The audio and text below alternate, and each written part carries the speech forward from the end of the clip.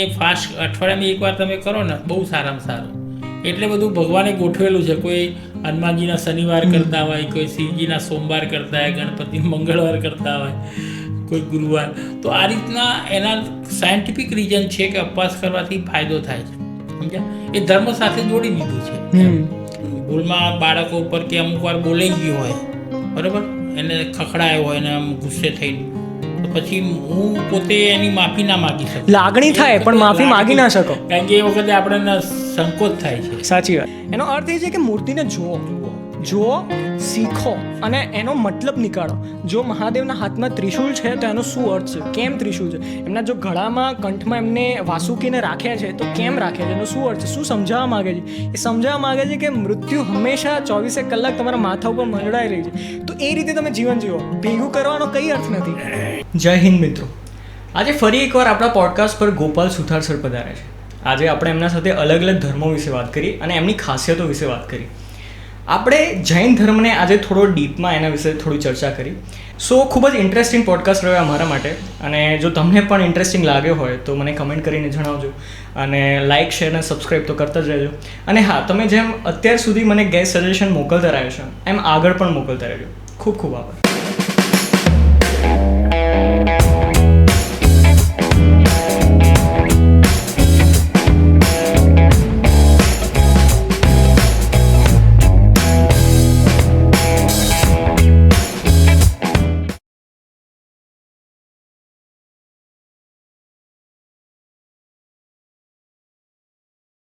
મનોમંથનના જ્ઞાન મંદિરમાં આપનું ખૂબ ખૂબ સ્વાગત છે.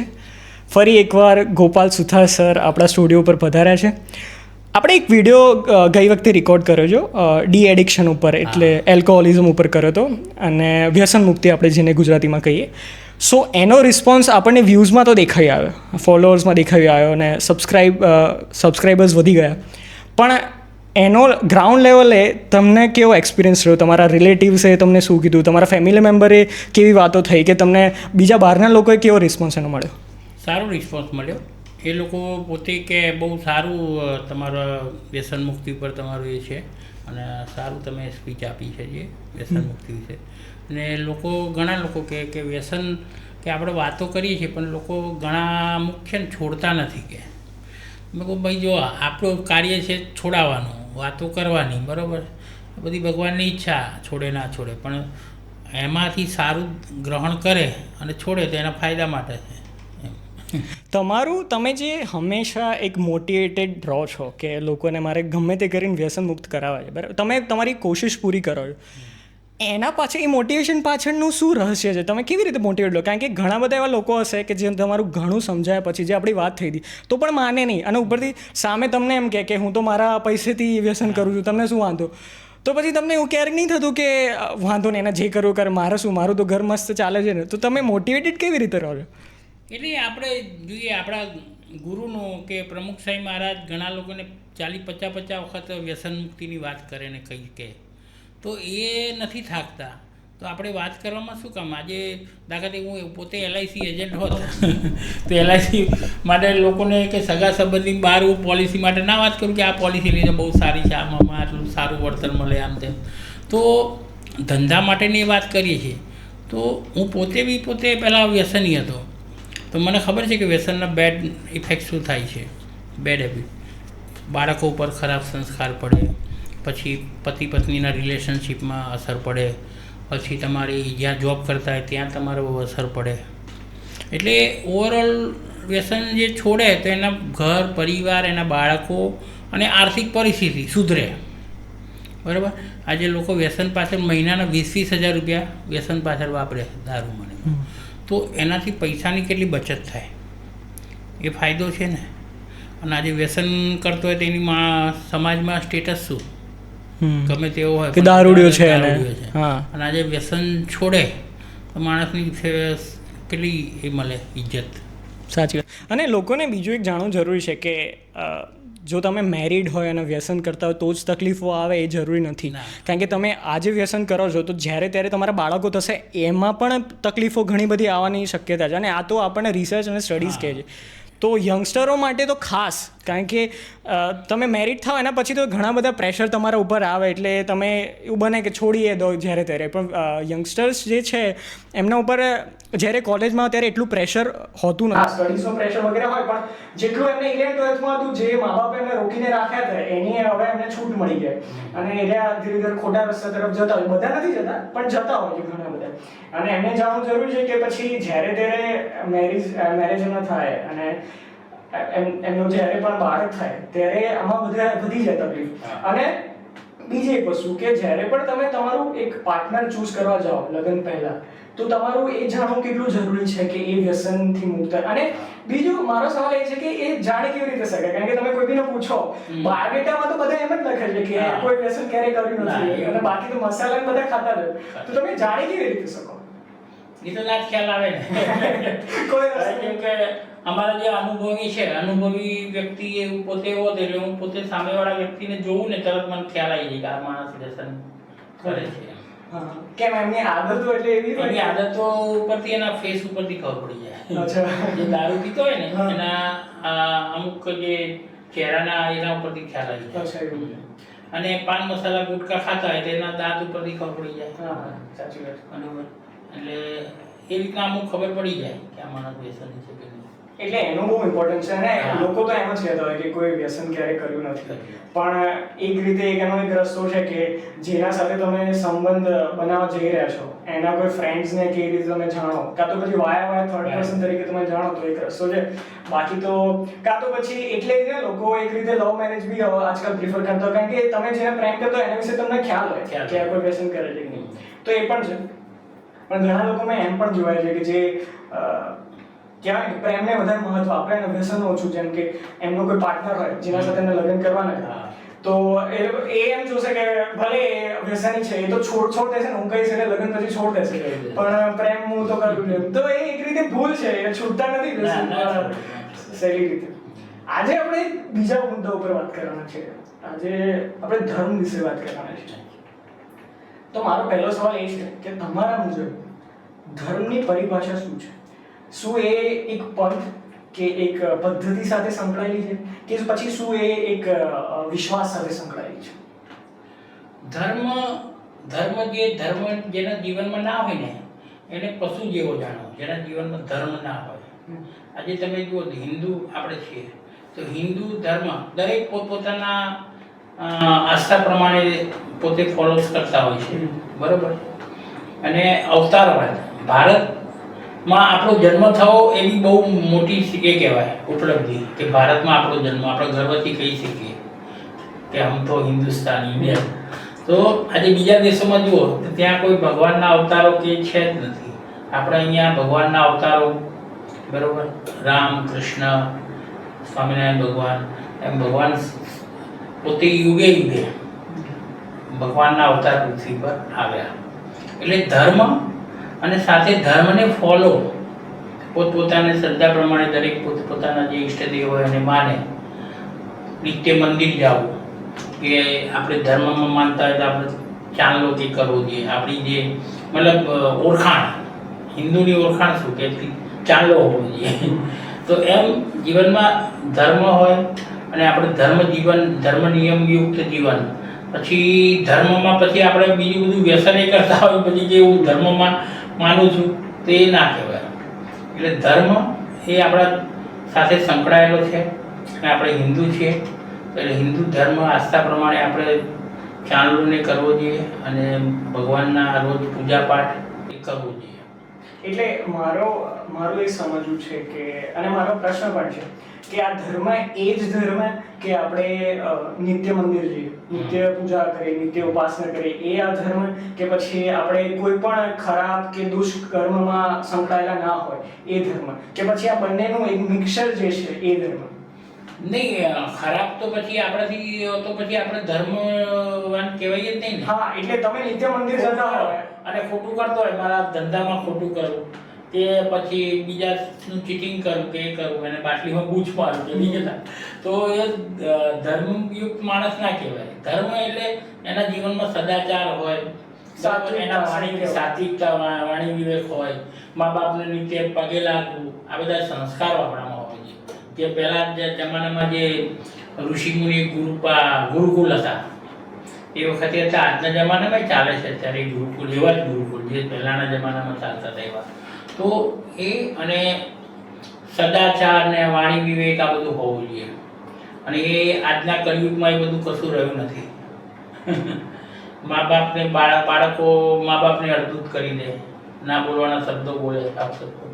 તો ધર્મવાન વ્યક્તિ હોય તો એના જીવનમાં એ હોવું જોઈએ, સદાચાર, વાણી વિવેક, પછી પૂજાપાઠ, નિયમ ધર્મ, અને નિત્ય મંદિર જવું, વડીલોની અમાન્ય રાખવી, તો એ ધર્મ કહેવાય. પછી ધર્મના નામે હિંસા કરો એ ખોટું કહેવાય. આપણે વૈદિક પદ્ધતિની વાત કરીએ હમણાં. હવે વૈદિક પદ્ધતિ જો તમે એના પૂર્ણ રૂપમાં જોવા જાઓ તો એ બહુ અઘરી પડી જાય. આજકાલની ફાસ્ટ લાઈફમાં, ફાસ્ટ વર્લ્ડમાં એને પાડવી બહુ અઘરી પડી જાય. તો એને ભૂલવી પણ નહીં અને એને બચાવીને રાખવી અને એની જે સારી સારી બાબતો છે એને આપણા જીવનમાં ઉતારવી એ ધીરે ધીરે અઘરું થતું જાય છે. હવે જેમ કે એક વૈદિક પદ્ધતિ છે કે આપણે સવારે ઉઠી, હિન્દુઓમાં છે પદ્ધતિ કે આપણે સવારે ઉઠી એટલે આપણે નાઈન ધોઈને પવિત્ર થઈને પછી આપણે સૂર્ય ભગવાનને જલ અર્પિત કરીએ. હવે એ ધીરે ધીરે ઘણા લોકો છે જે પાડતા હોય છે, ઘણા લોકો એ નથી પાડી શકતા કારણ કે એમને સવારની નોકરી હોય, સવારે સ્કૂલ જવાનું હોય તો એટલું નથી કરી શકતા. તો આ અઘરું તો થતું જાય. પણ એના અને આ મોડર્ન ડે જે ફાસ્ટ લાઈફ છે એ આ બેના વચ્ચે બેલેન્સ રાખવું કઈ રીતે રાખવું? બેલેન્સ રાખવું એટલે આપણા પોતાના હાથ ઉપર છે. આજે તમારે કોઈ વ્યક્તિ કે મારે 10 દુકાન હોય તો 10 દુકાન કે 10 ફેક્ટરી હોય ત્યાં એ ટાઈમ આપી શકે છે, બરાબર? તો માણસનું આપણા હિન્દુ ધર્મમાં શું કહે છે કે બ્રાહ્મ મુહૂર્ત જે સવારના તે 5 થી તે 6 વાગ્યા સુધીમાં જે ઉઠી જાય બ્રાહ્મ મુહૂર્તમાં અને સ્નાન કરીને પૂજા પાઠ ને કરે તો એનું મન છે ને એ ભગવાનમાં સ્થિર રહે. બાકી તમે લેટ લતીફ આજકાલ તો લોકો તમે ખબર છે 9, 10 વાગે ઉઠતાના હોય છે. ઘણા તો 12 વાગે ઉઠે તો સવારે એમનું 12 વાગે સવાર પડે. તો એ બ્રાહ્મ મુહૂર્તમાં જે ઉઠે ને એટલે એના મનમાં પછી ભગવાન પ્રત્યે જે હોય પવિત્રતા હોય. પછી કારણ કે પછી તો શું મોબાઈલ એના ફોન આવે આ તે એટલે ડિસ્ટર્બ થાય. એટલે બ્રાહ્મ મુહૂર્તમાં જે ઉઠે અને એમાં જે નિત્ય પૂજા ના કરે ને મંદિર તો એનાથી માઇન્ડ એકદમ એ થાય. મેં એક શ્લોક વિશે સાંભળ્યું હતું, ઓનલાઈન જ મેં જોયું હતું, એક વિડીયો હતો એમાં. તો એમાં ઇસ્કોનના એક ગુરુ છે, હું એમનું નામ ભૂલી ગયો, પણ એમને એ શ્લોકનો મતલબ સમજાવ્યો. તો એ શ્લોક હતો વેદોમાંથી અને એમાં જે આપણે સવારને જે સૂર્યદેવને જલ અર્પિત કરી અને બીજા પણ દેવતાઓને જલ અર્પિત કરી એની પદ્ધતિ સમજાવી. તો કેવી રીતે હોય? અત્યારે તો આપણે કેવું કે નહીં લઈએ અને પછી તૈયાર થઈને પછી ક્યાંક ઘરના બહાર ગાર્ડનમાં કે ધાબા પર કે ક્યાંક જઈએ અને પછી જલ અર્પિત કરી ત્યાં સુધી તો સાવ આપણે શું કહીએ ત્યાં એના પહેલા તો આપણે સ્પ્રે વેરે છાંટી લઈને વાળવાળો વરાઈને તેલ વેલ લગાવીને પછી જઈએ, રાઈટ? એકચ્યુઅલી એમાં જે પદ્ધતિ છે ને એવી રીતની છે કે તમે સ્નાન કરે, બરાબર? સ્નાન કર્યા પછી તમારા શરીર ઉપરથી પાણી ટપકતું હોય જ્યાં સુધી તમે લૂછો નહીં આખું શરીર, રાઈટ? તો એમાં એવું કીધું છે કે જ્યારે તમે જલ અર્પિત કરતા હોય ને દેવતાને, કોઈ બી ભગવાનને કે સૂર્યદેવને, એ ત્યારે અર્પિત કરાય જ્યારે તમે નહીં નીકળ્યા અને તમારા શરીર ઉપરથી હજુ પાણી ટપકે જાય છે. એનો જે એક સ્ટેટ હોય ને આપણા શરીરનો કે હજુ એટલા આપણે પવિત્ર, તમે જોજો જ્યારે તમે નહીં નીકળો ને ત્યારે જ્યારે શરીર તમે લૂછો ને પાણી ટપકતું ત્યારે તમને પોતાને ખુલ્લું આમ લાગશે, પવિત્ર મહેસૂસ થશે, શુદ્ધ મહેસૂસ થશે. તો સાચો સમય એ છે. એમાં એ મંત્રએ એવું કીધું હતું કે એવું નહીં કે તમે લૂછી નાખ્યા, તૈયાર થયા કપડાં, એટલે એનું જ કારણ છે કે આપણે કોઈ પણ મૂવી જોઈએ ને કે જે આવા વૈદિક પદ્ધતિ ઉપર બનાવેલું હોય કે કોઈ સિરિયલ કે આપણે જોઈએ તો એમાં મહાભારતની સિરિયલમાં તમે જોજો કે જ્યારે લોકો નદીમાં નહાતા હતા કે દરિયામાં નાહવા કે એવું જતા હતા, મોસ્ટલી નદીમાં નહાતા હતા, તો કેવું કે નહીં પછી ડૂબકીઓ મારે, થોડી 5 કે 7 કે 10 કે 11 ડૂબકીઓ મારે અને પછી નદીમાં આમ હાથ ઊંચા કરીને જલ અર્પિત કરે કારણ કે એ ટાઈમે એમના શરીર ઉપરથી પાણી હજુ પડે જ હતું. તો સૌથી પવિત્ર એમનો એક સ્ટેટ હોય આખા દિવસ દરમિયાન. તો એ સાચી પદ્ધતિ એમાં તો એવી બતાવી છે, પણ હવે તો આપણે નદીમાં નહીં જઈ શકીએ એટલે પણ જે પણ અત્યારે પાલન થઈ રહ્યું છે એ બરાબર છે, ધીરે ધીરે લોકો કરી બી રહ્યા, સારું છે. હા, આજના યુવાનો થોડા ધર્મ પ્રત્યે એ થાય એ સારું છે અને એનાથી બાળક એમના વંશને આગળ એટલે સંસ્કાર સારા મળે એટલે જોડાયેલા રહેવું જોઈએ ધર્મ સાથે. મારે આના પર બી એક વાત કરવી હતી કે આ વસ્તુ મેં નોટિસ કરી છે અને ઘણા બધા લોકો આના વિશે વાત બી કરે છે કે મારી જે જનરેશન છે, એક તો હું તમને કહી દઉં કે અમારી જે જનરેશન છે ને જે 1997 ના પછી જન્મેલી અને જે 2012 કે 2013 સુધી હું ભૂલી ગયો એને જેન ઝી કહેવાય. એટલે આપણે છે ને દર થોડા વર્ષો થાય ને, થોડા વર્ષોનો ગાળો થાય ને ત્યારે એક આખી જનરેશન બદલાય એવું કહેતા હોય છે કે એમની માનસિકતા બદલાઈ જાય, એમના વિચારો બદલાઈ જાય, એમની પદ્ધતિઓ બદલાઈ જાય. અને જે હું 2002 નો મારો જન્મ છે, તો જેન ઝી જે હોય ને એવું જોવામાં આવ્યું છે, ઘણા બધા લોકોએ ઓબ્ઝર્વેશન કર્યું, રિસર્ચરે જોયું છે કે એ લોકો એમના મોટા ભાઈઓની જનરેશન એટલે કે 1997 થી પહેલા જન્મેલા અને એમના માતા પિતાઓની જનરેશન એના કરતાં વધારે આધ્યાત્મિક છે. આ જોવામાં આવ્યું છે. અને ભારતના ખાસ કરીને, કારણ કે હું તો જેટલા મારા મિત્રોને જાણું છું અને જેટલા મારા ભાઈઓને જાણું છું જે જેન ઝી છે, જે મારી ઉંમરના આસપાસ 2001, 2002, 2004 એ બધા નિત્ય મંદિર જવાના છે. અને ચલો નિત્ય મંદિર જાય કે ના જાય પણ એ લોકોને સાથે તમે વાત કરો ને કે આધ્યાત્મ ઉપર વાત કરો કે સ્પિરિચ્યુઅલિટી ઉપર વાત કરો તો એમના જોડે ઘણું બધું કહેવા જેવું અને સાંભળવા જેવું હોય છે એમના જોડેથી. સો આ વસ્તુ મેં નોટિસ કરી છે. આના ઉપર તમને એવું લાગે છે કે આ વસ્તુથી તમે મારો મત માનો છો કે તમને તમારા જોડે કંઈ બીજું છે કહેવા માટે? યંગ જનરેશન આજકાલ ઘણા મતલબ નિત્ય મંદિર જવું, ઓફિસ કે જોબ જતા પહેલા એ સારું છે. જેમ કે આપણે મોબાઈલ છે, મોબાઈલ રોજ ચાર્જિંગ કરવો પડે તો બેટરી ડાઉન થઈ જાય.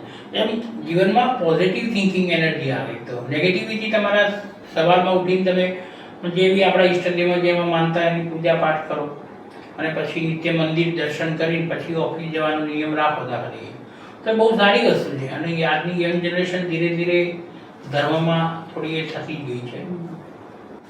આનું કારણ જે મને સમજાય છે ને થોડું એ મને લાગે છે કે એક તો મૂવીઝ છે, એક સિરીઝ જે બધી આવે છે એ છે, અને એક સોશિયલ મીડિયા. કારણ કે જ્યારે મારા માતા પિતા હતા ને એમના માટે અને એમના એટલે મારા મોટા ભાઈઓ એટલે એમના પહેલા બાળકો એમના વખતે છે ને એમના રોલ મોડલ આપણે કહીએ કે એમના સુપર હીરો આપણે જે કહીએ એ બોલિવૂડના સ્ટાર્સ હતા, બરાબર? કે પછી કોઈ મોટા સાયન્ટિસ્ટ જેમ કે એપીજે અબ્દુલ કલામ હોય કે પ્રાઇમ મિનિસ્ટર હોય કે એવું બધું પોલિટિશિયન મોટા કે ક્રિકેટર હોય. જ્યારે કે મારી જે જનરેશન છે ને એ જ્યારે જન્મીને ત્યારે દુનિયામાં એવો દોર આવ્યો કે ઘણી બધી રામાયણ અને મહાભારત ઉપર સિરિયલો બનવા લાગી, ઘણી બધી સિરીઝો બનવા લાગી, એના ઉપર આવી રીતે પોડકાસ્ટમાં ઘણી બધી વાતો થવા લાગી. સો લોકોના જે અમે બાળકો જે છે ને એમના રોલ મોડેલો બદલાઈ ગયા.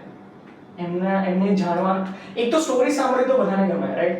એટલે મહાભારત રામાયણ વિશે બધાને સ્ટોરી ખબર હોય પણ એક એવું કહેવાય છે કે આપણા ભારતમાં છે ને એક રામાયણ નથી, વાલ્મીકી જે રામાયણ લખી એ નથી, એના સિવાય બીજી અલગ જાતની રામાયણો છે જેની કહાની જે સ્ટોરી લાઈન છે એ સેમ રહે કે રામ હોય, રાવણ હોય, સીતા માતા હોય, લક્ષ્મણ હોય, હનુમાન હોય, પણ એમના થોડા છે ને રોલ બદલાઈ જાય. જેમ કે સાઉથ ઇન્ડિયામાં વાત કરતા હોય ને તો એ રિજનના હિસાબથી એનો રોલ કંઈક જુદો હોય, સ્ટોરી થોડી ચેન્જ થઈ જાય.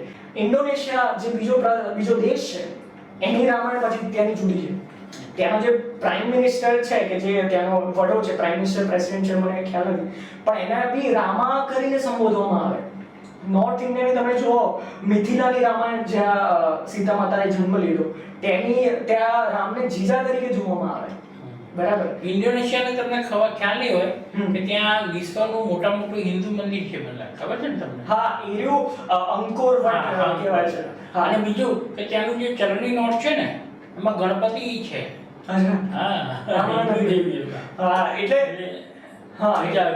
આપણે વાત એમાં હું એવું કહેવાનું હતું કે ઘણી બધી સ્ટોરીઝ આપણે બહાર નીકળે, રાઈટ? રામાયણ તો બધાને ખબર, પણ રામાયણ પણ આટલી બધી ટાઈપ્સની હોય. મહાભારતમાં તો એક જ મહાભારત લગભગ છે પણ એના નાની સ્ટોરી ઘણી. પાંડવો આટલું બધું ફર્યા તો દરેક જગ્યાની અલગ એક સ્ટોરી છે, દરેક કેરેક્ટરની એક અલગ સ્ટોરી છે. તો એ ધીરે ધીરે સોશિયલ મીડિયાના કારણે બહાર આવવા લાગે અને લોકોએ જાણીને અમારી જે જનરેશન છે એને તો જોઈ એટલે ધીરે ધીરે છે ને એમના રોલ મોડેલો બદલાતા લાગે. અને હવે મોસ્ટલી જેટલા પણ મારી જનરેશનના લોકો છે ને બધાના રોલ મોડેલ દેવી દેવતાઓ છે. એન્ડ એ જે સંસ્કાર લે ને જે શીખે ને એ બધું દેવી દેવતાઓમાંથી શીખે. આ વાત પર છે ને ભગવદ્ ગીતામાં અર્જુને વાત કરી હતી. દરેક માણસ માટે એક આઈડિયલ એરિયા હોય છે, જે રોલ મોડેલ હોય કે જેને જોવે અને જેના જેવું અનુસરે. બરાબર. તો કૃષ્ણ ભગવાને એમ કીધું કે આ દુનિયામાં એવો કોઈ વ્યક્તિ જ નથી કે જેનામાં કોઈ ખામી ના હોય કે કોઈ ખોટ ના હોય, અને તું કોઈ બી વ્યક્તિ ભલે તારા માટે બહુ આગળ પડતો માણસ હશે ને એ બહુ તેજસ્વી માણસ હશે, પણ એનામાં કંઈક ના કંઈક તો ખોટ હશે. તો અર્જુન પછી ચિંતનમાં પડી ગયા કે તો પછી રોલ મોડેલ કોને માનો, કારણ કે આપણે જેને માનીએ આપણે એના જેવા થઈ જઈએ ધીરે ધીરે ધીરે. બરાબર. તો કૃષ્ણ ભગવાને એવું કીધું કે તો પછી ઉત્તમ એ છે કે તું રોલ મોડેલ છે ને પરમેશ્વરને માને, કારણ કે એ સંપૂર્ણ છે, એ કમ્પ્લીટ છે, એમાં કોઈ ખોટ નથી. બરાબર. તો એટલે મારે એ કનેક્ટ કરવું હતું કે આજકાલના જે બાળકો છે ને હવે પરમેશ્વર ગમે તેનું સ્વરૂપ હોય, સ્વામિનારાયણ ભગવાન હોય, રામ હોય, મહાદેવ હોય, કૃષ્ણ ભગવાન હોય, કોઈ દેવી હોય, હનુમાનજી, હનુમાનજી હોય, દેવી હોય, સો પણ એ લોકોના રોલ મોડેલ આ રીતે બદલાયા છે. તો એટલે એ લોકો સ્પિરિચ્યુઅલિટી તરફ વધવા લાગે છે, અને મને તો એવું લાગે છે કે હવે ધીરે ધીરે સાત્વિકતા પણ વધે સમાજમાં વધવા લાગી. તો એના ઉપર તમારું કોઈ મત છે કે તમને એવું લાગે છે કે આ સાચી વાત છે, ધીરે ધીરે રોલ મોડેલ તો બદલાય એ વાત તમે માનો? એ તો માનું છું. જેમ કે આપણે આપણા આદરણીય પ્રાઇમ મિનિસ્ટર સાહેબે, મોદી સાહેબે હમણાં જે રામ મંદિર જ્યારે થયું, આજે વિચાર કરો કે 500 વર્ષ સુધી જે મંદિર ના બનાવી શક્યા એ મોદી સાહેબે બરોબર બનાવ્યું, જે અયોધ્યામાં મંદિર થયું, ઓપનિંગ કર્યું. તે વખતે આપ જાણો, ભારત તો ઠીક છે, વિદેશમાં બી કેટલું બધું જ્યાં જુઓ ત્યાં રામજીની ધજા અને બધા ઘરોમાં અને કેટલું બધું આમ જોવા એ થયું લોકોને કે જ્યાં જુઓ ત્યાં અયોધ્યામાં રામ મંદિર થઈ ગયું, રામ મંદિર. તો બાળકોથી માંડીને બધાને, યુવાનો છે, વડીલો છે, એને બહુ પ્રભાવ પડે આજે. તો આજની જનરેશન જે સ્પિરિચ્યુઆલિટી તરફ વળી છે એ સારું છે. અને હું તો કહું છું, કુમળા છોડને વાળે એમ વળે. કુમળો છોડ હોય એમ જન્મજાત નાના બાળકોથી જો સારા સંસ્કારને આપવામાં આવે તો આગળ જતા ક્યાંથી ક્યાંય જોડી થઈ જાય. સાચી વાત.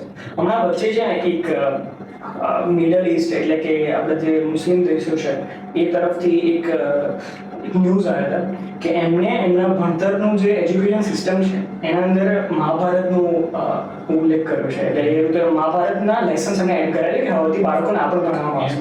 મુસ્લિમ દેશ છે, એનું નામ ભૂલી ગયું. અને હમણાં જ આપણને ખ્યાલ છે કે સ્વામિનારાયણ મંદિર પણ બનાવવામાં આવ્યું, અને અબુધાબીમાં બનાવવામાં આવ્યું, અને એ લોકો રાજાએ જમીન આલી. સહાય ખૂબ બને. સો હવે તમને નથી લાગતું કે બીજા દેશો રામાયણ અને મહાભારતને આપણી સંસ્કૃતિમાં ફરીથી ઉમેરવા માંગે છે એમની સંસ્કૃતિમાં? સાચી વાત. તો આપણે આપણી સંસ્કૃતિમાં પણ એ હવે શરૂ કરી દેવું જોઈએ. આજે વિચાર કરો, પૂર્વે તમે જુઓ આપણા જે મંદિરો, કેટલા બધા મંદિરો હતા. આ તો પછી અંગ્રેજોનું રાજ આવ્યું ને પછી મુગલો ને બધા આપણા કેટલા બધા મંદિરો તોડી નાખ્યા. હિન્દુ મંદિરો, હિન્દુ ગ્રંથો. એકચ્યુઅલી મંદિરો તો તમે જુઓ સાઉથમાં જુઓ કેટલા મોટા મોટા મંદિરો છે. મદુરાઈ જુઓ, પછી તિરુપતિ, કોણાર્ક, રામેશ્વર, કોણાર્ક, બરોબર, મદુરા બધે. તો મંદિરો તો બધે બહુ છે, મોટા મોટા મંદિરો છે. આ વખતના પાઠ્યપુસ્તકમાં 9મા ધોરણમાં કંઈક ભાગવત ગીતાના સિદ્ધાંતોના મૂલ્ય ઉપર જ આ વખતે છે. હા, એ લોકો જે નવી શિક્ષણ પદ્ધતિ છે એમાં ઉમેરવાનું કહેતા હતા, એટલે ઉમેરી છે. અચ્છા. એટલે મારું એક બીજું સમજવું છે, અને આ મારો પ્રશ્ન તમારા તરફથી છે. હું સ્વામિનારાયણ સંપ્રદાયથી જોડાયેલો નથી, ડાયરેક્ટલી જોડાયેલો નથી. મારા મિત્રો ઘણા છે અને એમનાથી મેં ઘણી બધી વસ્તુઓ, સંસ્કાર શીખ્યો બી છું, સાંભળ્યું બી છે. અને તમે તો આટલા વર્ષોથી જોડાયેલા છો, તો મારે તમારા જોડે જાણવું છે કે સ્વામિનારાયણ સંપ્રદાય જે છે, કે સ્વામિનારાયણ ભગવાનના જે મૂલ્યો છે એરા કયા મેઇન મૂલ્યો છે કે જે એક મેસેજ જેવું છે કે જે દુનિયામાં સ્પ્રેડ કરવા માગે છે? તો મેઇન મૂલ્યો એમના કયા કયા છે? એક તો ભગવાન, આપણે ભારતની ભૂમિ અવતારોની ભૂમિ છે. ભગવાન રામ આવ્યા, ભગવાન કૃષ્ણ આવ્યા. જ્યારે ભગવાન સ્વામિનારાયણ પૃથ્વી પર આવ્યા આજથી પૂર્વે 250 વર્ષ પૂર્વે, તેમના હાથમાં ગુલાબનું ફૂલ. ભગવાન સ્વામિનારાયણના સમયમાં બી જોબન પગી હતા ડાકુ. અને પછી બી ભગવાન સ્વામિનારાયણ કહ્યું કે હું પૃથ્વી પર સંત દ્વારા એ રહીશ.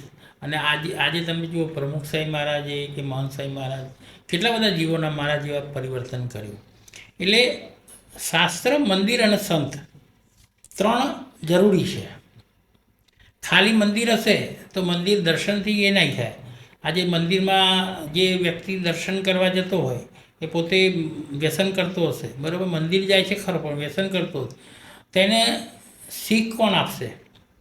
સંત જે હોય ને સંત એ શું કામ કરે? જેમ મા દીકરાને નાનો બાળક હોય અને ચોખ્ખો કરીને પિતાના ખોળામાં મૂકે, એમ સંત છે ને આપણા અંદરનું સફાઈનું કામ કરે. સાવરણીની જેમ આપણે ચોખ્ખા કરે અને પછી ભગવાનના ખોળામાં આપણે બેસાડે, શુદ્ધ કરી, ચોખ્ખા કરી. એટલે શાસ્ત્ર મંદિર અને સંત, શાસ્ત્ર બી જરૂરી છે. આપણે ભગવદ્ ગીતા, ઉપનિષદ, રામાયણમાં તો એમાંથી આપણે રોલ મોડલ, મતલબ કે આપણે એ વાત થવાનું એ થાય કે કૃષ્ણ ભગવાન કેવા હતા, રામ ભગવાન, બરાબર. આજે જીવનમાં દરેકના જીવનમાં દુઃખ તો આવે જ છે. ભગવાનના અવતારોને બી આવ્યું. ભગવાન કૃષ્ણનો જન્મ જેલમાં થયો, બરાબર.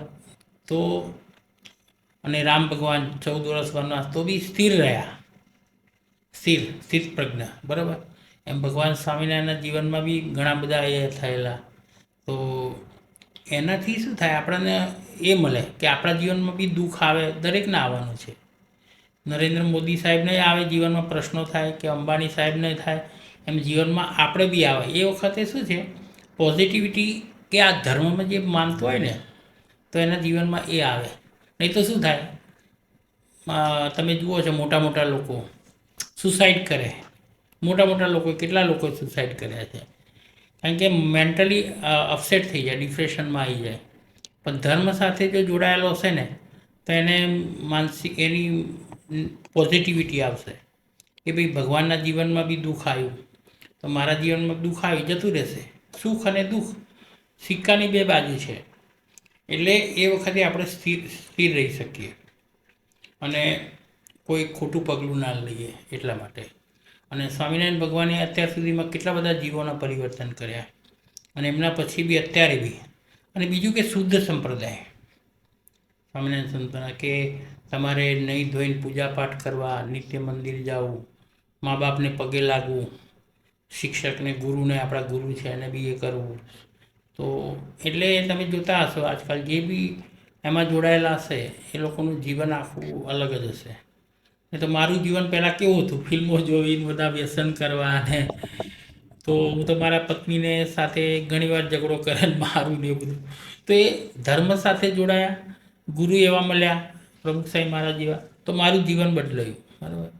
તો એમ સ્વામિનારાયણ સંપ્રદાયમાં જેટલા બી જોડાય છે ને એ લોકોનું આમ હું માનું ત્યાં સુધી 90% ઉપર લોકો તો આમ એ હશે એના, મતલબ સંસ્કાર અને સાત્વિકતાથી જોડાયેલું છે. હા, એના માટે પાછું ગુરુ એવા જોઈએ.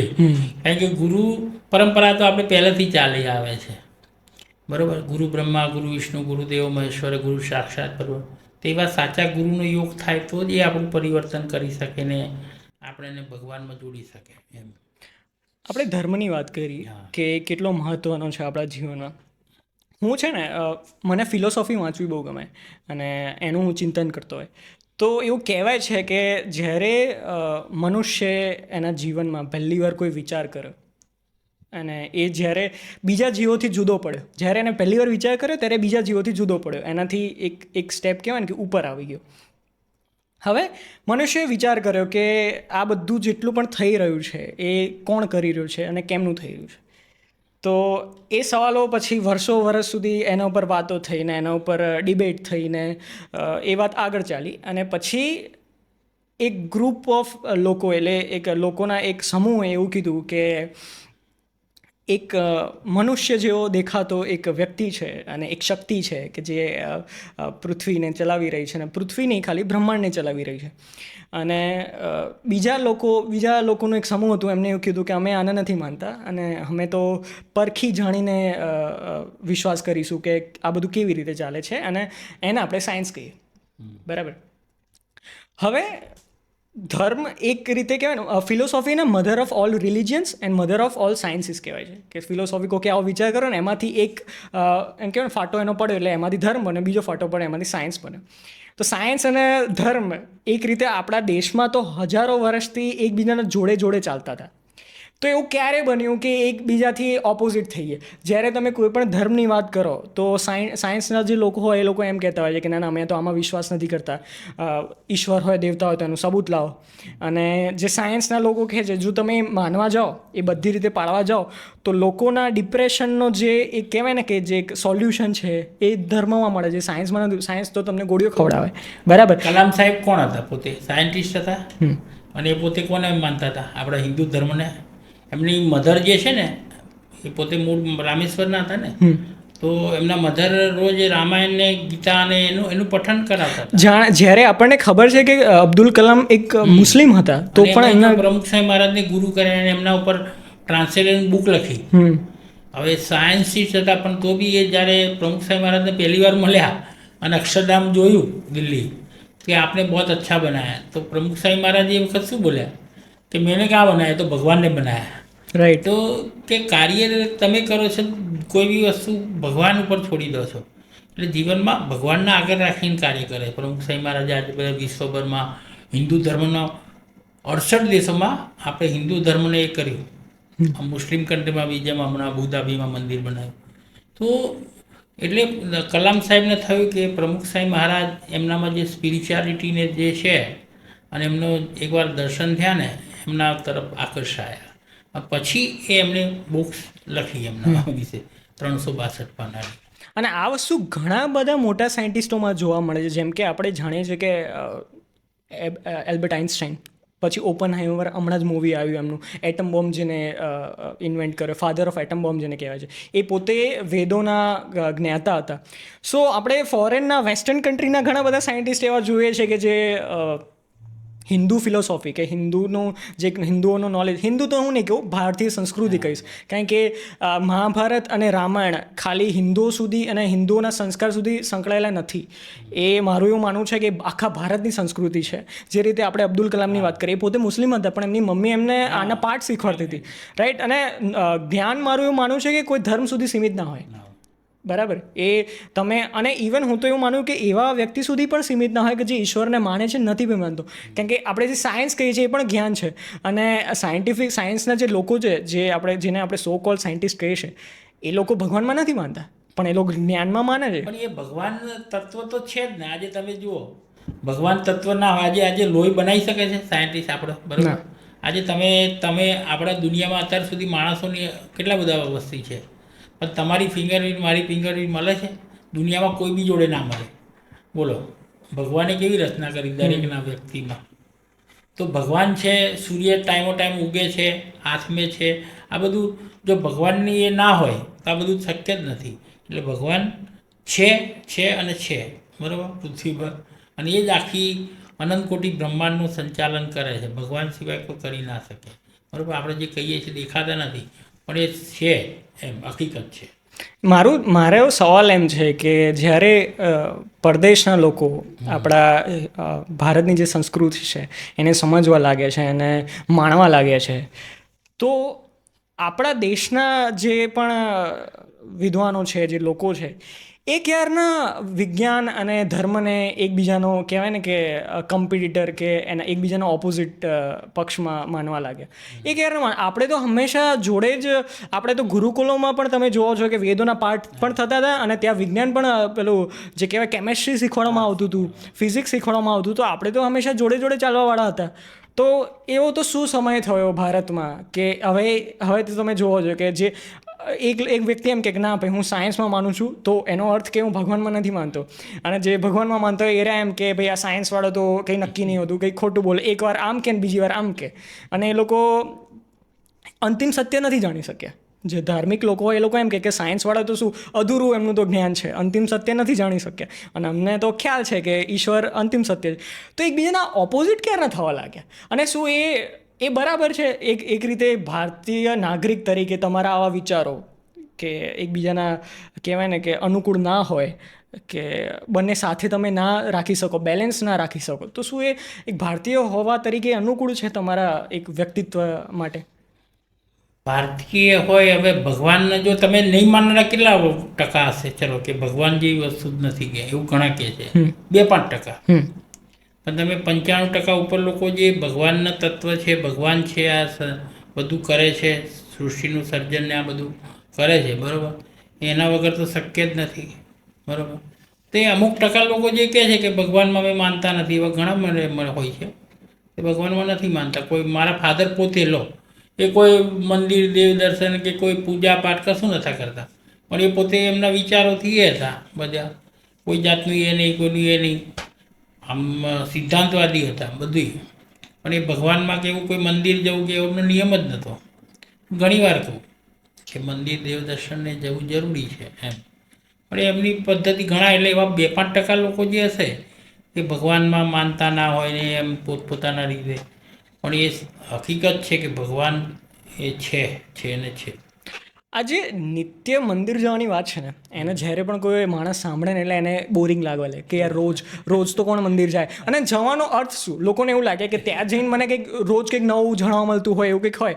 પણ એમના માટે છે ને હું એક વસ્તુ કહેવા માગીશ કે જે ફિલોસોફી છે ને એને રફ લેંગ્વેજમાં કે કાચી ભાષામાં સંસ્કૃત અને હિન્દી અને ગુજરાતીમાં દર્શન કહેવાય, બરાબર. અને તમને ખ્યાલ હશે કે આપણે કોઈ પણ નાના બાળકને મંદિરમાં લઈ જઈએ ને ત્યારે એમના માતા પિતા સાથે કે કોઈ મોટા સાથે ગયું હોય ને તો એ હંમેશા બાળકને એમ કે બેટા દર્શન કરો, મૂર્તિ સામે ઊભા રાખીને બેટા કે દર્શન કરો. આ જે પદ્ધતિ છે ને કે ભગવાનના સામે ઊભા રહીને કે પ્રાર્થના બોલતી વખતે આંખો બંધ રાખવી, એ ખાલી સ્કૂલોમાં શીખવાડવામાં આવે છે. બાકી આપણા માતા પિતા કે કોઈ મોટા વડીલ આપણને એમ જ શીખવાડે કે દર્શન કરો. દર્શન કરવાનો અર્થ એ છે ફિલોસોફી, એને ઇંગ્લિશમાં ફિલોસોફી કહેવાય. એનો અર્થ એ છે કે મૂર્તિને જુઓ, શીખો અને એનો મતલબ નીકાળો. જો મહાદેવના હાથમાં ત્રિશૂળ છે તો એનો શું અર્થ છે, કેમ ત્રિશૂળ છે, એમના જો ગળામાં કંઠમાં એમને વાસુકીને રાખ્યા છે તો કેમ રાખ્યા છે, એનો શું અર્થ છે, શું સમજાવવા માગે છે? એ સમજાવવા માગે છે કે મૃત્યુ હંમેશા 24 કલાક તમારા માથા ઉપર મંડળાઈ રહી છે, તો એ રીતે તમે જીવન જીવો, ભેગું કરવાનો કંઈ અર્થ નથી, બરાબર. તો એટલે આપણને તો હંમેશા એવું શીખવાડવામાં આવે કે દર્શન કરો. અને જ્યારે તમે આર્યું નિત્ય કરતા રહો ને, અઠવાડિયામાં એકવાર, રોજ તો ચલો ના જાઓ, સમજમાં આવે કે તમે બિઝી થઈ ગયા છો, સ્ટુડન્ટ લાઈફ તમારી હોય, જોબ હોય વગેરે, 2-3 દિવસે એકવાર કે પછી અઠવાડિયામાં એકવાર કે મહિનામાં 2-3 વાર તમે જોતા હો તો ત્યારે એ એરા જે થોટ છે, એ જે થિંકિંગ પ્રોસેસ છે, વારે તમારા મનમાં ચાલતી રહે. એટલે જો તમે જીવનમાં બી ક્યાંક અટવાઈ ગયા હોય ને કે તમે કોઈ વસ્તુથી મોહિત થઈ ગયા હોય કે પછી કોઈ વસ્તુના કહેવાય ને કે જંજાલમાં સંકળાઈ ગયા હોય, તો તમે જોઈને તમને પાછું યાદ આવે કે ના, મારું અસ્તિત્વ તો આટલું નથી, મારું અસ્તિત્વ તો અસીમ છે, બહુ વિશાળ છે. એક મને મહાત્માની એક વાત યાદ આવી. એમના શિષ્યને એમણે એક વાંસની ટોપલી આપી અને કહ્યું કે જા નદીમાંથી બેટા તો પાણી લઈ જાય. એમને આપી હતી વાંસની છાબડી, બરાબર. વાંસની છાબડી તો શિષ્યએ તો ગુરુની આજ્ઞા પાડી એટલે ગયા, તો 8-10 વાર આમ જબોડી નદીમાં, પણ પાણી તો બધું નીકળી જાય. તો પછી ગુરુજી જોડે આવ્યો કે ગુરુજી તમે વાંસની મને આપ્યું આ પાત્ર, જે એની જગ્યાએ માટીનું આપ્યું હોત કે બીજું તો એમાં પાણી આવે, પણ વાંસની. તો ગુરુજીએ શું કહ્યું કે મેં તને આપ્યું તારે કેવું હતું, કે એ વાંસની જે છાબડી હતી કેવી હતી, તો એની અંદર કાદવ કિચડ ને છાણ ને એવું બધું હતું, પણ પેલું 8-10 વાર અંદર જબોડીને પાણી માટે એટલે ચોખ્ખું થઈ ગયું. એમ તમે ના કહ્યું કે અઠવાડિયામાં એકવાર જાય કે 2-3 દિવસે મંદિર જાય, તો એ અંદર થોટ પ્રોસેસ થતી હોય છે, આપણે ખબર નથી પડતી અમુક પ્રોસેસ સબકોન્શિયસલી થતી હોય. હા, એટલે મંદિર જવાથી ને એનાથી ઘણો ફાયદો થાય. આ સાયન્ટિફિક પૂજ્ય જ્ઞાનેશ્વર સ્વામી એમણે એકવાર વાત કરેલી આ કે નિત્ય મંદિર જવાથી શું, એ કદાચ મેં તમને હમણાં બી એક મોકલી કોઈની લિંક મોકલી તમે, લિંક કે વિડીયો મોકલી, મંદિર જવાથી શું ફાયદા નહીં, તો એનાથી ખરેખર બહુ ફાયદો થાય છે. અને મારું તો એવું સમજવું છે કે દરેક વસ્તુ છે ને ટ્રાય કરીને જોઈ લેવાય. મહિના સુધી તમે મંદિર જાઓ એવું નહીં કે રોજ જાઓ, પણ 2-3 દિવસે એકવાર જાઓ, જો તમને લાગે કે એનાથી તમારા જીવનમાં કંઈ અસર થાય છે તો એનું પાલન કરો, જો તમને ના લાગે તો નહીં કરવાનું, કરીને વિશ્વાસ કરવો વધારે જરૂરી છે, રાઈટ. અને આપણો દેશ, આપણી જે સંસ્કૃતિ છે એ તો હંમેશા ટ્રાય કરવામાં, એક્સપ્લોર કરવામાં એનું જ હંમેશા મહત્વ રાખે છે. એવું કોઈ ધર્મ તમને એવું નથી શીખવાડતો કે તમે બસ આંખો બંધ કરીને માનો, જે આપણે વાત કરી કે આપણને તો દર્શન કરવાનું શીખવાડે છે. મેં ના કહ્યું તમને કે બીજા બી ધર્મના છે એ પોતાના ધર્મમાં કેટલા એ ચુસ્ત છે, બરાબર. એ તમે વિચાર કરો કે આજે જૈન ધર્મમાં એમનું પેલું હોય છે ને, શું કહેવાય, અઠ્ઠાઈ કરે ને, હા, એ કેવું કરે છે, હા, હે પાણી બી નહીં પીવાનું, આજે આમાં જુઓ તમે મુસ્લિમમાં રોઝા કરે છે એ એમનો તો એવો રૂલ હોય છે કે આપણે જે થૂંક હોય એ પણ ના કરે. હા, તો એ ઘણા બધા કરતા હોય છે, એવું નથી. આપણી જેમ નહીં, આપણે તો કેવું કરીએ, 11 કરીએ તો ફળાહાર કરીએ, પણ એ બહુ ચુસ્ત રીતે એનું પાલન કરે. કારણ કે આપણા હિન્દુ ધર્મમાં ખાસ કરીને કેવું છે કે માતા પિતા આસ્થાવાળા હોય ને તો એમના બાળકોને પ્રેશર કરે, અને બાળકોનું હજુ એ સમજ એમને આવી નથી કે હા હું શું કામ કરું. એ લોકો કે હવે, અને આપણા ઘરમાં તો એવો નિયમ છે કે એકનો ઉપવાસ હોય ને તો સાબુદાણા ખીચડી બધા માટે બને. આ ગુજરાતીમાં વધારે છે, એટલે બીજાનો ભલે ઉપવાસ ના હોય ને તો એ જ ખાય લોકો. અને ખબર એમાંથી એક ન જ હોય, આસ્થા એમાંથી એક જ હોય, જે સમજ એક ન જ આવી હોય, 2-3 ખાલી એનો પાછો કરતા હોય, એટલે એમને તો કંઈ મતલબ બી ના લાગે કે શું કામ હું ભૂખ્યો રહું. અને લોકોનું તો એવું પણ કહેવું છે કે ભગવાન શું કામ ઈચ્છે કે હું ભૂખ્યો રહું. પણ વાત ભૂખ્યા રહેવાની છે, ભગવાનની ઈચ્છાની નથી. કારણ કે હવે તો સાયન્સ પણ કહે છે કે દર અઠવાડિયે તમે એકવાર ઉપવાસ કરો ને બહુ સારું. હા, એનાથી કેન્સરના જે સેલ છે ને એ થઈ જાય છે. હા, એટલે ઉપવાસ કરવો, આપણે કોઈ બી મશીનરી હોય બરોબર, તો એને આરામ તો આલો પડે, 24 કલાક ચાલુ રહે. સાચી વાત. હે ફેક્ટરીમાં તમે પેલી ફરતી હોય મોટર કે પંપ, એને બી આરામ, આપણી પેટની ઘંટીને આરામ આપવો પડે, આરામ મળે ને. અને એ ફાસ્ટ અઠવાડિયામાં એકવાર તમે કરો ને બહુ સારામાં સારું. એટલે બધું ભગવાને ગોઠવેલું છે. કોઈ હનુમાનજીના શનિવાર કરતા હોય, કોઈ શિવજીના સોમવાર કરતા હોય, ગણપતિના મંગળવાર કરતા હોય, કોઈ ગુરુવાર. તો આ રીતના એના સાયન્ટિફિક રીઝન છે કે ઉપવાસ કરવાથી ફાયદો થાય છે, સમજ્યા? એ ધર્મ સાથે જોડી દીધું છે. એટલે મુસ્લિમ ધર્મ એ લોકો રમજાન મહિનો કરે છે, આપણા હિન્દુઓમાં નવરાત્રિ કરે છે. નવરાત્રિમાં આપણે મોદી સાહેબ ત્યાં ગયા હતા. આપણે કોણ હતા પેલા એ વખતે ત્યાંના અમેરિકાના ટ્રમ્પ હતો કે ના ટ્રમ્પ નતા, ઓબામા વખત ત્યાં તો બોલાયા હતા, તો ગયા હતા. ત્યાં આગળ એ વખત નવરાત્રિ ચાલતી હતી, તો એમણે એ વખતે એમને કોલ્ડ ડ્રિંક આપી, તો કોલ્ડ ડ્રિંક બી ના આપી. હા, આપણે વાત કરી હતી મારે. હા, તો એમ વિચાર કરો, એ આવડો મોટા એ છે પ્રાઇમ મિનિસ્ટર, તો બી એ પોતે એમના ધર્મમાં એ રહે છે, પાળતા હોય છે. તો આપણે તો સામાન્ય વ્યક્તિ છે, આપણે કેમ નથી પાડતા આપણા ધર્મને? પણ વાત એ જ છે કે માતા પિતા કે પછી જે પણ વ્યક્તિ, માતા પિતાના તરફથી સંસ્કાર મળતા હોય. અને ના મેં કહ્યું કે કોઈ બાળક ફિલ્મી ગીત ઉપર ડાન્સ કરે તો મા બાપ એને રાજી થાય. આજે એને બાળકને તમે હનુમાન ચાલીસા કે ગાયત્રી મંત્રના શ્લોકને આ બધું એનું એક પઠન કરે ને, એમાં તો એ વખતે વાહ તાલી પાડવી જોઈએ, હું તો કહું છું. પણ ફિલ્મી ગીતો પર ડાન્સ કરે ને કે તું આના જેવો થા, કે હીરો રોલ મોડલ એના. પણ એમ નથી વિચારતા કે રોલ મોડલ હનુમાનજી કે રામ કે કૃષ્ણ, એ આપણા રોલ મોડલ હોવા જોઈએ. એમ આપણે વાત કરી, પણ આપણે જેમ કે મારી જનરેશનમાં ધીરે ધીરે બદલાતું રહે છે, એ મારો મત છે. મેં જોયું છે મારા મિત્રોમાં, મેં જોયું છે મારા ક્લાસમેટ્સમાં, મારા કલીગમાં મેં જોયું છે. તો ધીરે ધીરે બદલાય છે, પણ તો પણ ઘણી જગ્યાએ એવું છે. અને મેઇન વસ્તુ એ છે કે માતા પિતાનું એમના બાળકોને ઉપવાસ કરે કે કોઈ પણ કહેવાય ધાર્મિક પદ્ધતિ કરે એના પહેલાં એનું મહત્ત્વ સમજાવવું બહુ જરૂરી છે. કારણ કે જો એ મહત્ત્વ સમજાવવા કરશે ને તો એ ફળશે બી નહીં. સાચી વાત છે. આ માતા પિતા સમજતા નથી હોતા. આપણે હિન્દુ ધર્મની ઘણી બધી કહેવાય ખાસિયતોની વાત કરી. દરેક ધર્મમાં કંઈક ને કંઈક ખાસિયતો હોય છે, અને દરેક ધર્મમાં કંઈક ને કંઈક ખામી પણ હોય છે. હિન્દુ ધર્મમાં પણ ઘણી ખામીઓ છે, અને બીજા ધર્મમાં પણ ઘણી ખામીઓ છે, જે જેમ જેમ જતા દિવસ છે, જેમ જેમ વર્ષો છે, એમ સુધરતી જાય છે, અને લોકો શીખતા જાય છે એમાંથી, એ ભૂલોમાંથી, અને લોકો બદલાતા જાય છે. બીજા કયા ધર્મો છે એવા કે જેમાંથી આપણે કંઈક શીખવું જોઈએ? દરેક ધર્મમાંથી સારું છે, સારું ગ્રહણ કરવું જોઈએ. પણ લોકો શું છે, નેગેટિવ વધારે ગ્રહણ કરે કે એનું આ, પણ અવગુણ કરતાં ગુણ જુઓ ને. ચાંદ મેં બી દાગ હે, પણ ચાંદ કેટલી શીતળતા આપે છે. તેમ જીવનમાં આપણે સારું ગ્રહણ કરીએ દરેક ધર્મમાં. જેમ કે મુસલમાન, મુસ્લિમ લોકો છે, એ લોકો સમૂહ ભોજન કરે, એ લોકોમાં એકતા. પછી એ લોકોનું જે નિયમમાં જે કે આટલા ટાઈમ નમાઝ પડવાની, નીતિ નિયમોનું બહુ પાલન કરતા હોય છે. જેમ કે ખ્રિસ્તી ધર્મમાં તે લોકો બી ચર્ચ, સન્ડે રવિવારે ચર્ચ જવાનું. તેમ આપણા હિન્દુ બી એ રીતના કે ભાઈ ચલો અઠવાડિયામાં એકવાર મંદિર જાય, તો એ જવાનો નિયમ લે ને. અને બીજું કે આપણે હિન્દુ તરીકે આપણી ઓળખ હોવી જોઈએ. સામેવાળો વ્યક્તિ કહેવું જોઈએ કે આ ભાઈ આ હિન્દુ છે, ચાંદલો કરેલો હોય. જેમાં બી ઈષ્ટદેવમાં માનતા હોય, માતાજીમાં માનતા હોય, શિવજીમાં માનતા હોય, કે રામકૃષ્ણમાં માનતો હોય, પણ એને એક ચિહ્ન કરવું જોઈએ. પણ આજના જનરેશનમાં શું હોય છે, અમુક થોડું શરમાય છે કે મને શું કહેશે ભગતરો, કે આમ તેમ, કે કોલેજમાં જવું કે સ્કૂલમાં જવું લોકો ચીડવે. અત્યારને કેવું છે, અત્યારની જનરેશનને, તમારા વખતની સારું છે કે જનરેશન, પણ અત્યારની જનરેશનને તો ક્લબમાં જવું, આ તે બિયરમાં આ તે ડ્રિંક્સ કરવું, સાચી વાત. વધારે પડતું લાંબા મોડા સુધી બહાર ફરવું. હું તો ઘણીવાર રાત્રે જઉં ને તો 2 વાગે બધા યુવાનો ફરતા હોય છે બહાર, બરાબર, મેં જોયું છે. તો આ બધું છોકરા છોકરીઓ કોલેજની બધું સંસ્કાર જે છે મા બાપ તરફથી જ મળતા હોય છે. એટલે મા બાપ જો બાળકોને સારા સંસ્કાર આપે, અત્યારની છોકરાને તમે જનરેશનને બોલો ને તો સામે થઈ જશે.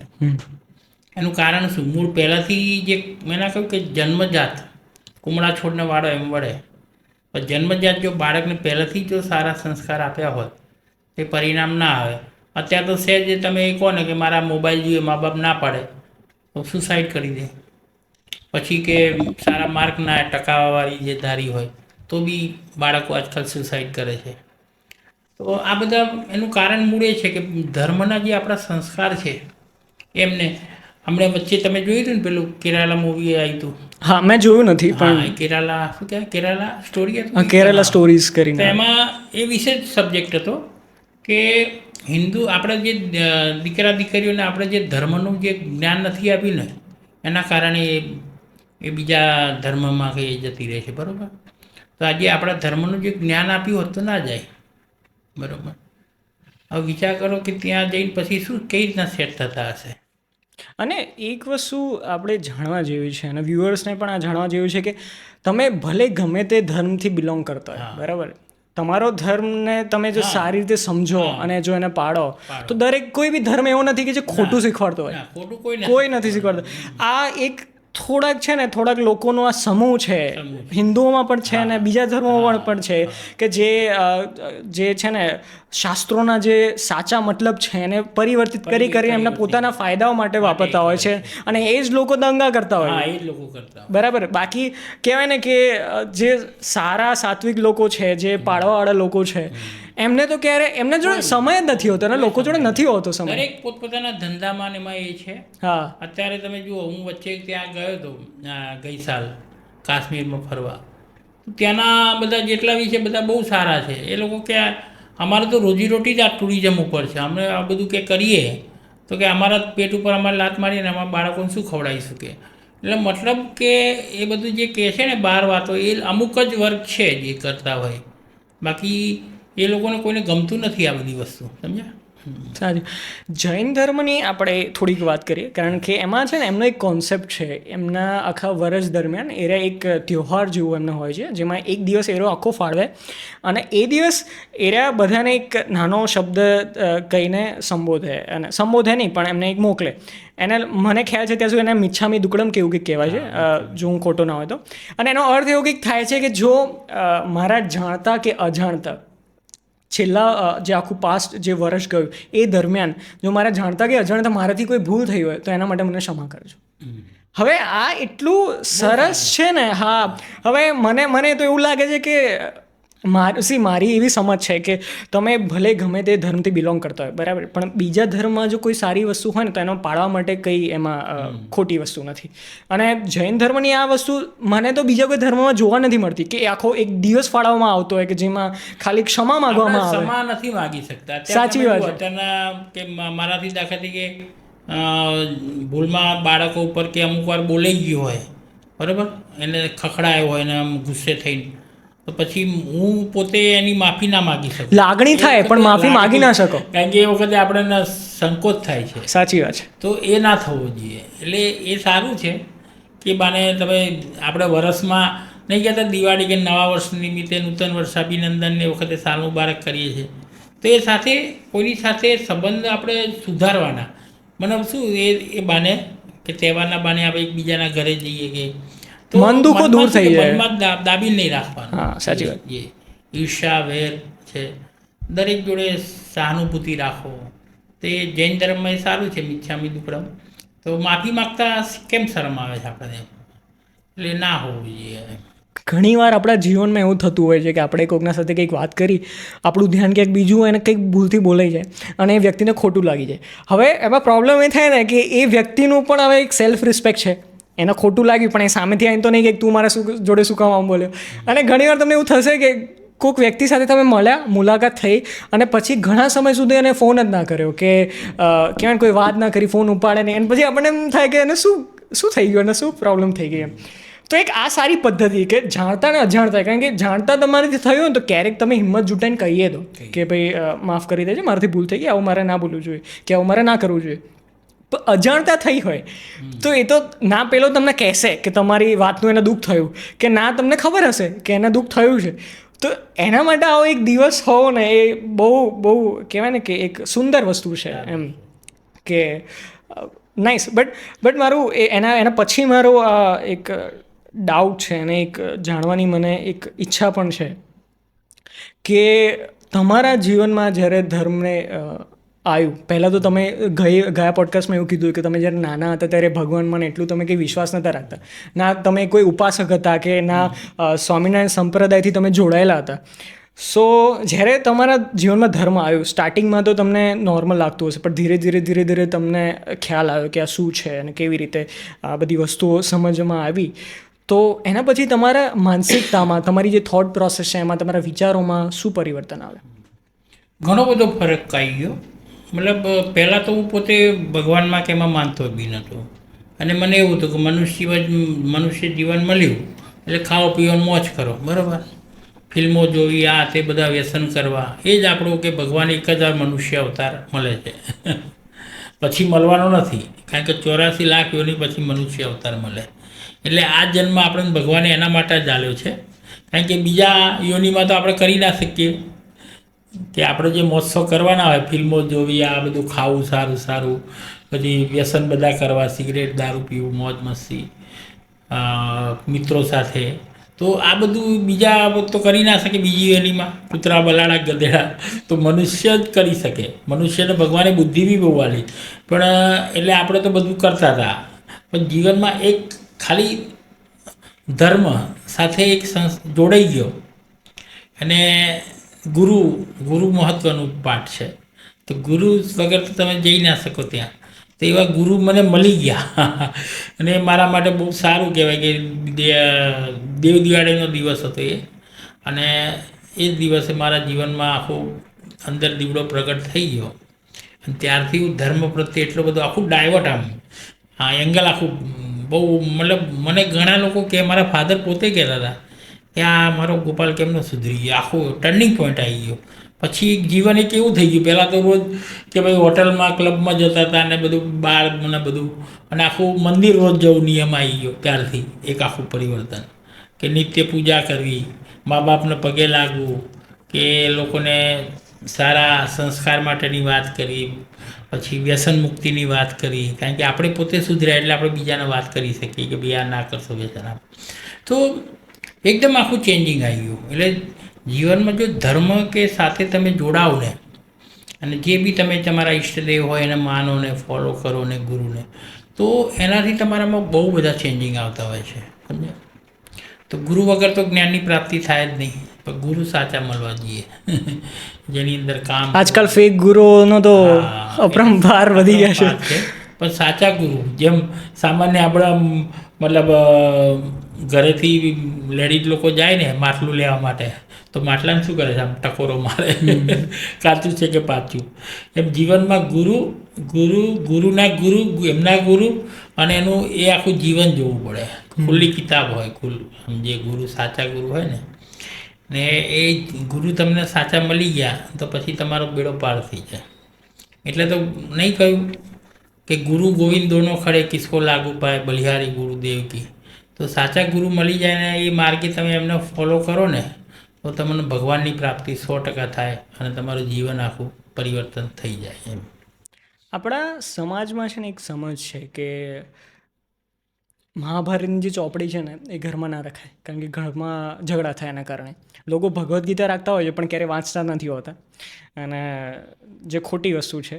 તો આ જે સમજ છે એના ઉપર તમારો કોઈ મંતવ્ય છે કે મહાભારતની ચોપડી જો તમે ઘરમાં રાખો ને તો ઘરમાં જ ઝઘડા થાય?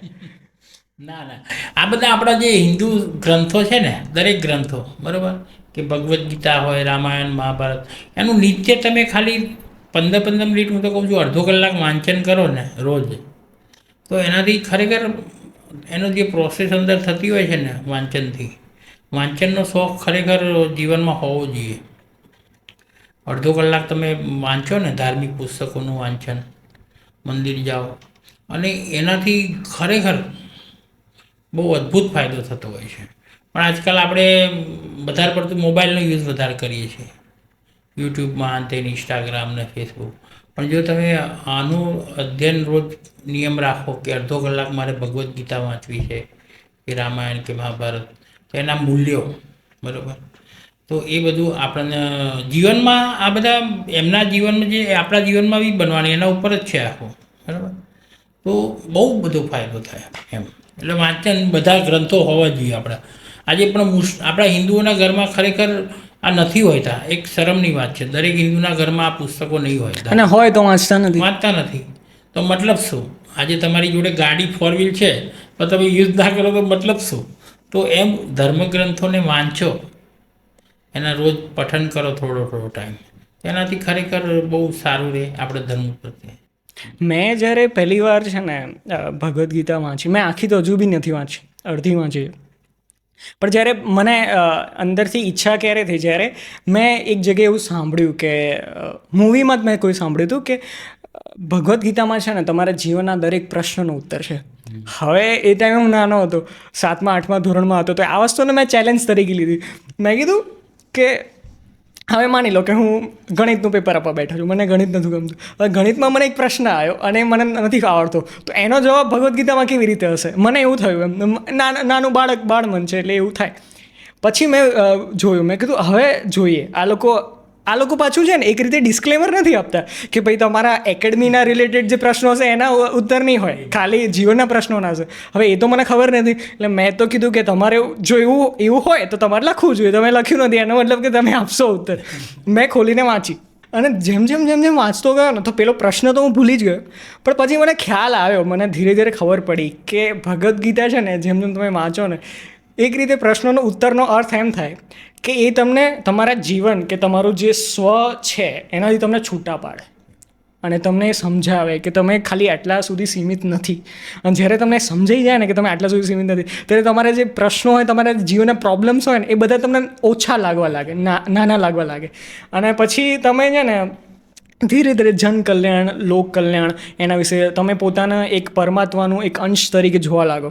અને પછી છે ને પછી તમને ખ્યાલ આવે કે તમે જે પ્રશ્નને લઈને બેઠા હતા ને, કે જે હું ગણિતનો પ્રશ્ન લઈને બેઠો હતો કે આનો જવાબ આપો મને, એકચ્યુઅલી પ્રશ્ન એનો મતલબ જ નથી. એ પ્રશ્ન પૂછવાનો જ કંઈ અર્થ નથી. એ પ્રશ્ન બનતો જ નથી એની જગ્યાએ. એ તમને સમજ આવી જાય. એટલે એક રીતે જોવા જાય તો મને એનો જવાબ મળી ગયો. રહી વાત એક બીજું છે કે એ કહેવામાં આવે કે આપણે જે શાસ્ત્રો છે એનું જ્યારે પઠન કરવાનું, અગેન હું નાનો જ હતો એ દરમિયાનનો જ સવાલ છે કે એમાં એવું કીધું છે કે જ્યારે પણ તમારા જીવનમાં કોઈ દુઃખ હોય ને, કે અજ્ઞાનતાનું દુઃખ હોય કે ગમે, તો એમાં એવું કીધું છે કે જ્યારે પણ તમારા જીવનમાં કોઈ દુઃખ હોય ને, જો તમે શાસ્ત્રોનું પઠન કરો ને તો તમારું દુઃખ દૂર થઈ જાય. હવે આના મેં અગેન ચેલેન્જ તરીકે લીધું કે આ લોકોએ ડિસ્ક્લેમર નથી આપ્યું કે શારીરિક દુઃખ કેવી રીતે દૂર થશે. તો મેં વિચાર્યું, મેં કહ્યું મારે એક્સિડન્ટ થયો અને મારો હાથ પગ ભાગી ગયો, હવે મને દુખાય છે, બહુ દુખાય છે. હવે હું શાસ્ત્રો કે વેદ કે ઉપનિષદ વાંચીશ તો મને કેવી રીતે દુઃખ દૂર થશે? પછી મને ખ્યાલ આવ્યો, અગેન એ પણ મેં વાંચ્યા, મેં પુરાણ વાંચ્યા છે ઇંગ્લિશમાં, કારણ કે મને ખ્યાલ આવે છે તો મેં ઇંગ્લિશમાં વાંચ્યા. ટ્રાન્સલેશન એનું ઘણું બધું જુદું થઈ જતું હશે, એના મતલબો બદલાઈ જાય છે. પણ મારા માટે એ બરાબર છે, કારણ કે ગુજરાતી ને સંસ્કૃત તો હું વાંચી ના શકું આખું, અને ગુજરાતી મને ઓછું ફાવે છે. મને બોલતે ફાવે પણ વાંચતો મને ઓછું ફાવે. તો મેં ઇંગ્લિશમાં વાંચ્યા, અને પછી મને ખ્યાલ આવ્યો કે ઉપનિષદો વાંચ્યા પછી કે વેદોને વાંચ્યા પછી એ અગેન એ જ રીતે તમને તમારા શરીરથી તમને જુદા કરી નાખે, તમને આત્માનું એક કહેવાય ને કે સ્વરૂપ આપી દે. અને પછી તમને ખ્યાલ આવે કે, અને એક રીતે આજની સ્ટડીઝ બી કહેતા હોય છે કે તમારું જે દુઃખ છે ને, જે તમારું પેઇન છે, ઇવન ફિઝિકલ પેઇન પણ કેમ ના હોય, એ બધું મગજથી સંકળાયેલું છે. જો તમને ખબર હોય કે તમને અહીંયા વાગ્યું છે ને, અહીંયા આવું થયું હતું ને, એ જે ટ્રોમા છે ને એ મગજમાં હોય છે. એવા ઘણા બધા એક્સપેરિમેન્ટ થયેલા છે કે જેમાં માણસને કંઈક વગાડવામાં આવે અને અહીંયા કંઈક પડદા જેવું રાખે અને એના અહીંયાથી પગ ઉપર થોડો હથોડો મારે ને, તો એને ખ્યાલ જ ના આવે કે એને દુખાય છે વાગ્યું, કારણ કે એને દેખાઈ નથી રહ્યો. ધ મોમેન્ટ એને દેખાવા લાગે ને એને દુખવા લાગે ત્યાં. હા, કારણ કે જે પેઇન રિસેપ્ટર સેલ્સ આપણે જે કહીએ કે જેના કારણે આપણે પેઇન ખબર પડે આખા શરીર, એ આખા શરીરમાં છે અને એમના જે સિગ્નલ છે એ મગજ સુધી મોકલાય. હવે જ્યારે આંખો, અને એ આંખો એને પેલું કહેવાય ને કે પ્રૂફ આપે છે કે હા ભાઈ તને ખરેખર વાગ્યું એટલે તને દુખવું જોઈએ, ભલે તને દુખતું ના હોય. હવે આજે મેં એક સ્ટેટસ ઉપર એક વિડીયો મૂકી છે મેં, કે એમાં એવું છે કે એક રાજા હોય છે ને, રાજા એ એના પ્રધાનને બે મતલબ જોડે જ હોય, કે રાજાની જોડે જ હોય પ્રધાન. પછી રાજા કંઈક ફ્રૂટ જાતે સમારતા હોય છે કે એ વખતે એની આંગળી એ થઈ જાય છે, ફ્રૂટ સમારતા કપાઈ જાય છે. તે પ્રધાન ખુશ થયો. પ્રધાન કે સારું થયું કે ભગવાન જે કરે સારા માટે કરે. તો આને ગુસ્સો આવી ગયો રાજાને કે તું આવું બોલે છે, મારી આંગળી એ થઈ ગઈ ને તું કહે છે કે જે થયું સારા માટે થયું ભગવાનની. તો કાઢી મૂક્યો પ્રધાનને. પછી રાજા તો કાયમ કેવું એ લોકો શિકાર કરવા જાય ને, તો શિકાર કરવા ગયો રાજા એકલો, કારણ કે પ્રધાન તો કાઢી મૂક્યો હતો એટલે એકલો ગયો ને શિકાર કરતો હતો ને એટલામાં ત્યાં આગળ પેલું ત્યાંની જે આદિવાસી ટોળકી હોય ને બધા એ લોકો જોઈ ગયા અને રાજાને, એટલે એને ઉઠાવ્યો ને પછી પેલું બલિ નહીં ચડાવતા બધા માતાજી દેવી દેવતાને, એમ કે આને બલિ ચડાવીએ. તે માટે એને સ્નાન કરાવીને પછી એ કરે છે. પછી જુએ છે તો કે આ તો આંગળી ખંડિત થયેલો છે, એટલે ખંડિત થયેલો હોય ને એની બલિ ના ચડાવે, ખબર તમને? હા. તો પછી આ રાજાને છોડી દે છે. તો રાજાને છોડી દીધો. રાજા તો ખુશ થઈ ગયો કે સારું મારી આંગળી કપાઈને તારે પેલા પ્રધાને કહ્યું હતું કે જે થયું સારા માટે થયું, ભગવાનની ઈચ્છાથી. તો કે સારું એને થયું કે સારું પ્રધાન બોલે સાચી વાત, નહીં તો જો હમણાં આખો હોત તો આંગળી ના કપ્યો તો જતો રહેવાનો તો વધારી જાત, બોલી ચડી જાત. પછી એ તો રાજા મહેલમાં આવીને પછી પ્રધાનને બોલાવે છે, માફી માગે છે કે મેં તને કાઢ્યો કે મારાથી ભૂલ ના, કે એમાં કે સારું થયું, ભગવાન જે કરે સારા માટે, તમે મને કાઢ્યો ને કે તો સારું જ થયું ને, કે નહીં તો હું તમારી જોડે હોત તો તમે તો ના થાત, હું વધે રહી જાત ને કે બલી ચડી જાત. તો સર્વ ક્રિયામાં આપણે ભગવાનને સર્વ કરતા માનીએ ને, ભગવાન દુઃખ આવે તો દુઃખ, સુખ આવે તો સુખ, તો માણસને કોઈ પ્રશ્ન જ ના રહે. પણ શું થાય છે, નહીં કહેતા પેલો એક ખેડૂત હતો, સારી ખેતી થઈ તો કોઈ કહે ને કે યાર ભગવાનની ઈચ્છાથી તારો સારો પાક આવ્યો. શું ભગવાન મેં મહેનત કરી, ભગવાન કંકોડા મહેનત કરી, મેં જ કરી છે મહેનત તો કે. અને જો પાક સારો ના થાય ને તો એ વખતે ભગવાનનું કે ભગવાને મારું કે પાક બગાડ્યો ને મારે આ વખતે ના સારું થયું. તો સારું થાય તો આપણે પોતે અબજસ લઈએ છીએ, અને ખોટું થાય તો ભગવાને કે મારું આવું કર્યું. તો જીવનમાં એવું ના હોવું જોઈએ. એટલે પોઝિટિવિટી કે આપણા જીવનમાં જે બી પ્રશ્નો થાય સારા નરસા, તો ભગવાનની ઈચ્છાથી સારું થાય. તો એ દુઃખ આવે તો દુઃખ.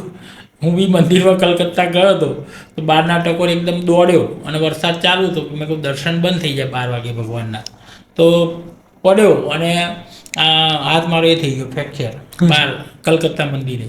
તો એ વખતે લોકોને એવું થાય કે હારું ભગવાનના મંદિરે ગોપાલભાઈ તમે જ્ઞાન તોય દુઃખ આવ્યું, પણ એ વખતે આપણે પોઝિટિવિટી લાવવી પડે કે સારુંથી મારે એમરેજ ના થઈ, ભગવાને મને બચાવ્યો. સાચી વાત. અને જીવનમાં આપણા જીવનમાં દુઃખ આવે ને એ ભગવાન આપણી કસોટી કરે કે મારો ભક્ત પાકો છે કે. સાચી વાત. તો એ જીવનમાં દરેક ક્રિયામાં તમે ભગવાનને કરતા માનીએ તો વાંધો ના આવે. પણ શું થાય છે, દુઃખ આવે એટલે આપણે મેન્ટલી ડિપ્રેસ થઈ ગઈએ. આજે તમે મને કહો દાખલીએ કે અંકલ તમને તો યાર કેન્સર લાગે છે, બ્લડ બીજા કોઈ 2-3 જણા કે 4-5 જણા મને કહે ને કે તમારે લોહી પડે છે મોડાથી, તમને કેન્સર હશે.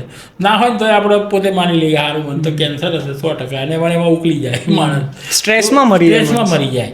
તો એ વખતે આ જે તમે કહ્યું ને ધર્મમાં મંદિર જવું આ તે, અને થોડું ભગવદ્ ગીતાનું વાંચન આ તે બધું ધર્મનું વાંચન કરતા હોય તો એ માણસના જીવનમાં સ્ટ્રેસ ના આવે. હંમેશા એ રહે, પોઝિટિવિટી આનંદમાં રહે. અને એનો દુઃખ અને સુખમાં બંનેનો ફાયદો છે. કારણ કે સુખમાં કેવું છે, સુખ એકલું નથી આવતું, સુખ અટેચમેન્ટના સાથે આવે. કે સુખ માની લો તમને જીવનમાં મળતું હોય કે તમને કોઈક સારી છોકરી તમને એક મળી ગઈ લાઈફ પાર્ટનર તરીકે, તો તમને એનું અટેચમેન્ટ મોહિત થઈ જશો તમે એનાથી, બરાબર? હા. તો જ્યારે તમે દરેક સુખને અને દરેક દુઃખને ભગવાનથી રિલેટ કરો ને કે ભાઈ સુખ આવ્યું તો એના ઉપર આવ્યું, તો તમે અટેચ નહીં થાવ સુખથી. અને દુઃખ આવ્યું તો બી તમે એનું કહેશો તો તમે એમ નહીં થાય કે આ મારું દુઃખ નથી, આ તો એનું છે, મારે લેવા દેવા નથી આ નથી, રાઈટ?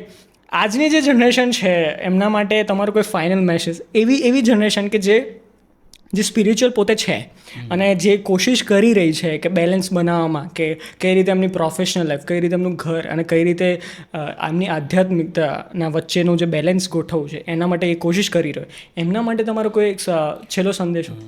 મારો આજના યુવા પેઢીને મેસેજ એક છે કે આપણે આપણા જે બી ધર્મમાં કે જે બી ઈષ્ટદેવને માનતા હોય તો નિત્ય સવારે ઉઠીને તરત આપણે સ્નાન કરીને, અત્યારે તો માણસ ઉઠે ને બેડરૂમમાં જ સીધો હોય ને મોબાઈલ ફોન ચેક કરે, બરાબર, મોબાઈલમાં તો એની જગ્યાએ ઉઠીને સ્નાન કરીને ભગવાનમાં જે 15-20 મિનિટ હું તો કહું છું ચલો, કારણ કે ભગવાને આપણે આપ્યા છે 24 કલાક અને એમાંથી તમે 15-20 મિનિટ ભગવાન માટે પ્રાર્થના કરો રોજ અને પછી તમારા જીવનમાં કોઈ બી કાર્ય કરો, નોકરી કરો કે અભ્યાસ કરો, પણ એનાથી તમને જો પોઝિટિવ ઉર્જા મળશે અને ખરેખર એનાથી પછી મંદિર જવું, બરાબર, દર્શન નિત્ય, તો ઘણો બધો ફરક પડે છે અને જીવનમાં આ રીતના એપ્લાય કરે ને કે જીવનમાં એના જીવનમાં કોઈ પ્રશ્નો આવે નહીં અને કોઈ દાડ એ ડિપ્રેશનમાં ના આવે. અને એવું નથી કહેતા આપણે સીધું શરૂ કરી નાખો, ટ્રાય કરીને જો, હા અનુકૂળ લાગે તો કરવાનું, ટ્રાય કરો, રાઈટ, બરાબર ને. આપણા ડૉક્ટર આપણું શરીર કેટલું મોટું છે, ગોળી ચાલે છે, આવડી ચાલે છે ને, પણ એ અસર કરે છે ને આપણા મોટા. એ અને ડૉક્ટરોનું બીજું તમે એક વસ્તુ નોટિસ કરશો, જ્યારે પણ તમે કોઈ ક્લિનિકમાં જશો ને તો તમને શરદી ઉધરસ થઈ હોય ને તો એ એમ કહેશે કે આ 2 ગોળી છે લો, અને જો 3 દિવસ પછી મટે તો ઠીક છે, બાકી પાછા આવજો, પાછા દિવસે એટલે બીજી ગોળી આપશે. એટલે એક રીતે એ પણ ટ્રાય જ કરી રહ્યા છે ને આપણા ઉપર, ટ્રાય જ કરે છે, રાઈટ. સો મનોમંથનના જ્ઞાન મંદિરમાં આવવા બદલ, તમારા આઈડિયાઝ, તમારા વિચારો, તમારું નોલેજ બધું શેર કરવા બદલ ખૂબ ખૂબ આભાર.